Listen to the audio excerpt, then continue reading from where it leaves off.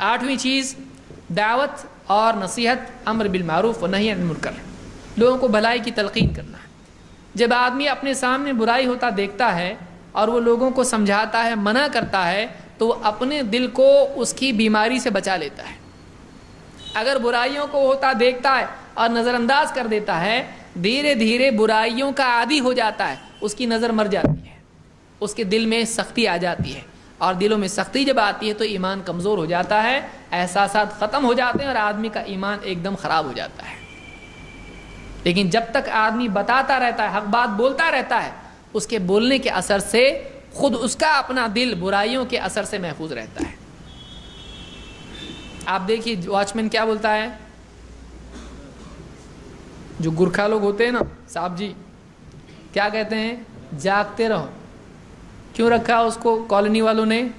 جگانے کے لیے، جاگنے کے لیے، اس کو جاگنا ہے، لیکن بولتا کیا ہے، جاگتے رہو۔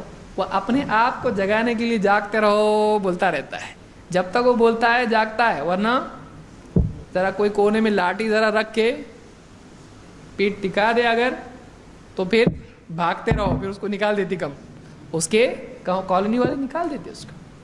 تو وہ خود بولتا رہتا ہے، جب تک بولتا رہتا ہے جاگتا رہتا ہے۔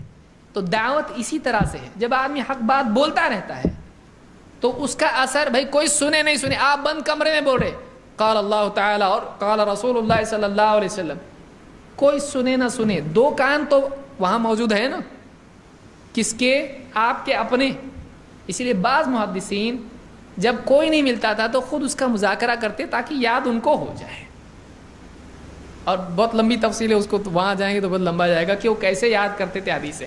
باندی کو بٹھا کے بولتے تھے، بولتے میرے کیا کام کا ہوتے، تجھ کو نہیں، میں اپنے آپ کو سنا رہا ہوں۔ کچھ لوگ بچوں کو کچھ دیتے تھے، ادھر اتنے حدیث سنے گا میری تو اتنے اخروٹ دوں گا، اتنے کھجور دوں گا۔ کیوں بچوں کو؟ کیوں؟ اب دوسرا تو کوئی مل رہا نہیں ہے، کم سے کم اس کو کچھ دے کے وہ سنے گا تو میرا ریویژن ہو جائے گا۔ اپنے ریویژن کے لیے دوسرے کو سناتے تھے۔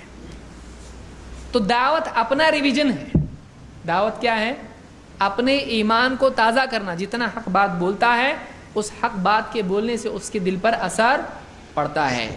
اللہ کے نبی صلی اللہ علیہ وسلم فرماتے ہیں، ما من نبی بعثہ اللہ فی امت قبلی، مجھ سے پہلی امتوں میں جب بھی اللہ نے نبی بھیجے، الا کان لہ من امتہ حواریون، ان کی امت میں اس نبی کے کچھ حواری ہوا کرتے تھے، نزدیک والے ساتھی، مددگار۔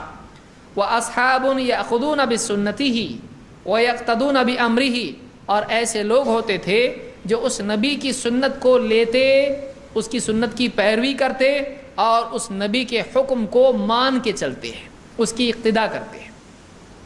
ثم انها تخلف من بعدهم خلوف يقولون ما لا يفعلون ويفعلون ما لا يؤمرون، پھر ان کے بعد کچھ ایسے برے لوگ آئے کہ جن کا حال یہ تھا کہ وہ باتیں کرتے تھے لیکن عمل نہیں کرتے تھے، اور ایسے کام کرتے تھے جو نبی نے کرنے کے لیے نہیں کہا تھا، یعنی حکموں کی خلاف ورزی کرتے تھے اور بدعات نکالتے تھے۔ فمن جاہدہم بیدہ فہو مؤمن، لہذا جو ان سے اپنے ہاتھ سے جہاد کرے وہ مومن ہے۔ ومن جاہدہم بلسانہ فہو مؤمن، جو ان سے اپنی زبان سے جہاد کرے وہ مومن ہے۔ ومن جاہدہم بقلبہ فہو مؤمن، جو اپنے دل سے ان سے جہاد کرے وہ بھی مومن ہے۔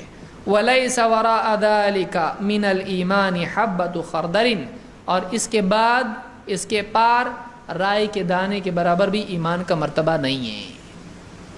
معلوم یہ ہوا کہ برائیاں جب آدمی دیکھتا ہے تو برائیوں سے اس کو لڑنا چاہیے، اس کو روکنے کی کوشش کرنا چاہیے۔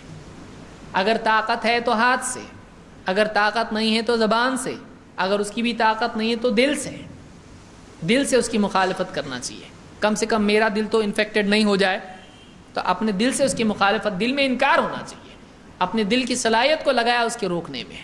تو اس اعتبار سے جب آدمی برائیوں کو ہوتا دیکھتا ہے اور ان پر چپ رہتا ہے اور کچھ بھی تاثر نہیں ہوتا ہے، دل کی حد تک بھی نہیں، تو ایسے آدمی کا ایمان کیا ہو جاتا ہے؟ کم ہو جاتا ہے اور خطرے میں پڑ جاتا ہے۔ لیکن جو آدمی برائیوں کو روکنے کے لیے کوشش کرتا ہے، جتنی طاقت اس میں ہے، ہاتھ سے، زبان سے یا دل سے، تو اس کا ایمان محفوظ رہتا ہے بلکہ بڑھتا چلا جاتا ہے۔